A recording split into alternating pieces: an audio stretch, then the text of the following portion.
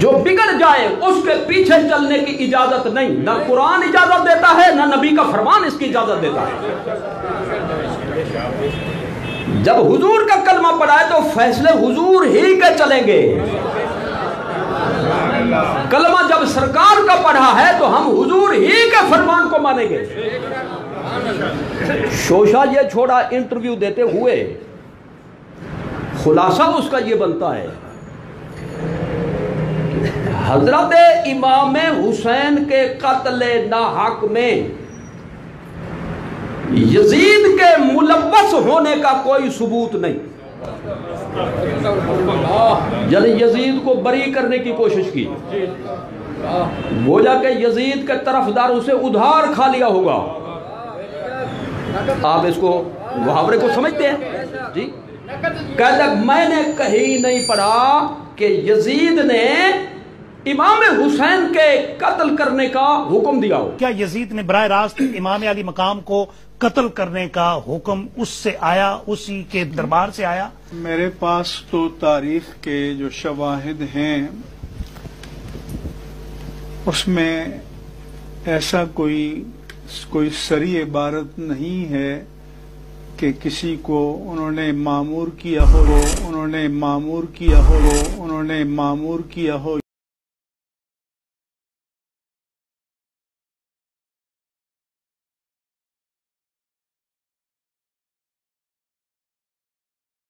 انہوں نے معمور کیا ہو، یزید نے کسی کو معمور کیا ہو کہ جا کر امام حسین علی مقام رضی اللہ تعالیٰ عنہ کو معاذ اللہ قتل کر دو۔ میں اس حوالے سے بالکل ایک جملہ تو ایسا کہتا ہوں جو جواب بن جائے، اور ایک دو حوالوں پہ اکتفا کرتا ہوں مختصراً، اور یہ پہلے سن لے، ضرورت پڑی انشاءاللہ صحیح بخاری سے ثابت کروں گا، حضور کے فرمان کی روشنی میں دکھاؤں گا، حضور کے ارشادات عالیہ غیب دان نبی کی غیب کی دی ہوئی خبروں کے حوالے سے بتاؤں گا کہ امام حسین کے خلاف یہ جو اقدام ظلم والا ہوا یزید کے اشارے پر ہوا۔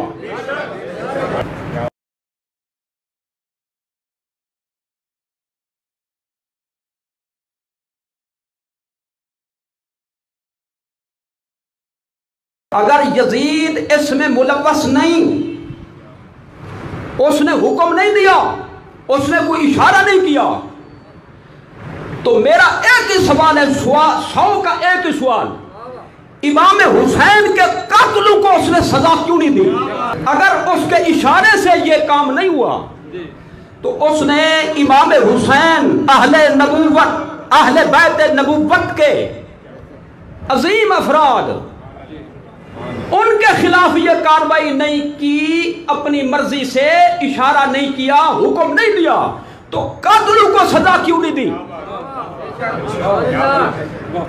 سمجھ آ گئی؟ دوسرا جملہ یہ عرض کرنا چاہتا ہوں کہ کسی کا نہ پڑھنا اس بات کی دلیل نہیں کہ مسئلہ ہے ہی نہیں جی۔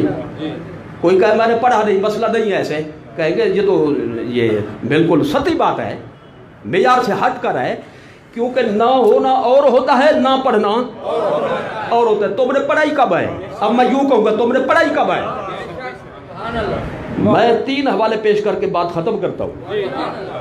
تاریخ الخلفاء، امام جلال الدین سیوطی کیا فرماتے ہیں؟ کاتب یزید الی والیہ بالعراق عبید اللہ ابن زیاد بقتالہ فوجہ الیہ جیشن۔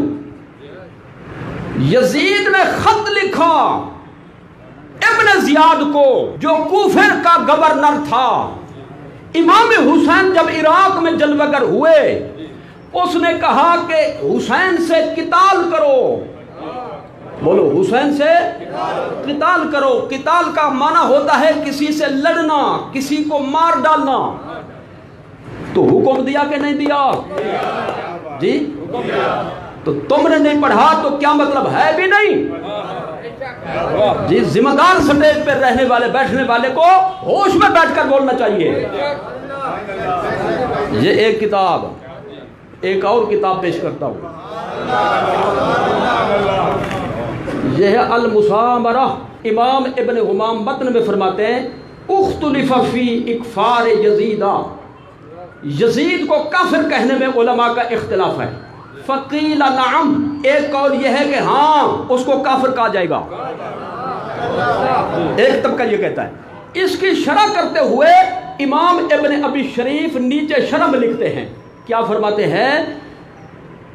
یہ جو امام ابن حمام نے نام فرمایا کہ علماء کا ایک طبقہ کہتا ہے کہ اس کو کافر کہہ دو، وہ کافر ہو گیا تھا. اس کی وجہ کیا ہے؟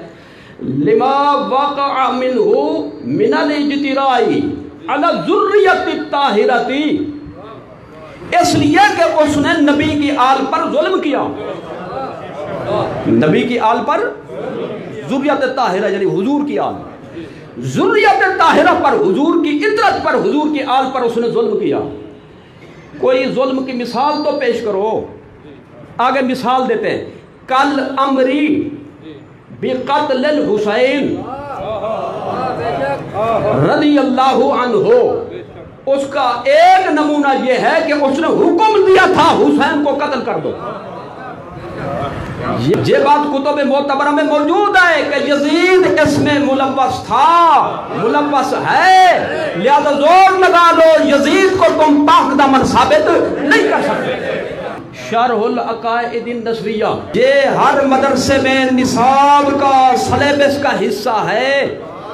درس نظامی کا سلیبس نصاب، اس میں اس کی بنیادی حیثیت حاصل ہے. جب تک اس کتاب کو پڑھے نہیں طالب علم عالم شمار نہیں ہوتا. اس کے مصنف جو کتاب کے لکھنے والے ہیں علامہ سعد الدین تفتزانی رحمۃ اللہ علیہ، کیا فرماتے ہیں؟ وَبَعْضُهُمْ أَطْلَقَ اللَّعْنَ عَلَيْهِ، علماء کے ایک طبقے نے فرمایا مطلقاً اس پہ لعنت جائز ہے، یزید پہ لعنت کرنا مطلقاً جائز ہے. وجہ یہ ہے لما انہو کفر حین آمرا بقتل الحسین. وجہ یہ ہے کہ جب اس نے امام حسین کو قتل کرنے کا حکم دیا وہ بےمان مسلمان رہی نہیں تھا. آخری جملہ سنیں مصنف کا فیصلہ. یہ تو جنرل حوالے سے بیان کیا اور کیا فرمایا؟ جو اس پر لعنت جائز سمجھتے ہیں وہ یہ موقف رکھتے ہیں کہ اس نے امام حسین کو شہید کرنے کا حکم دیا. بولو حکم دیا، لہذا یہ کہنا کہ حکم دیا ہی نہیں جی یہ کسی چیز کی طرف نشاندہی کرتا ہے.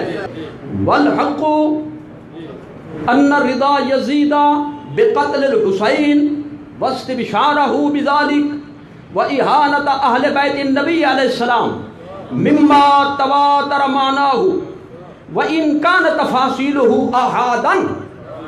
فرمایا حق یہ ہے، اس بحث میں تحقیق یہ ہے، ثابت شدہ امر یہ ہے کہ یزید امام حسین کے قتل پر راضی بھی تھا، خوش بھی تھا. بولو راضی بھی تھا، خوش بھی تھا. اہل بیت نبوت کی اہانت کرنے پر اس کو بڑی خوشی ہوئی. جی تو جو خوش ہوتا ہے، جو راضی ہوتا ہے، وہ حکم نہیں دیتا. اس سے وہی مسئلہ ثابت ہو گیا. فرماتے ہیں یہ مانوی حیثیت سے تواتران یہ مسئلہ ثابت ہے. تواتر کا مطلب ہوتا ہے یقینی طور پر. جی تو اب جو متواتر کو بھی چھوڑ دے، اسی کتاب کو پڑھ کر چھوڑ دے، پڑھا کر چھوڑ دے، فَنَحْنُ لا نتوقف فی شانہ بل فی ایمانہ. ہمیں توقف یزید کے فاسق فاجر بد کردار ہونے میں نہیں بلکہ اس کے مسلمان ہونے میں توقف ہے. اس کے مسلمان ہونے میں توقف ہے. تو حضرت آپ کیا فرمانا چاہتے ہیں؟ لیجئے جناب تحفہ پیش کر کے بات کو ختم کر رہا ہوں. کیا فرماتے ہیں؟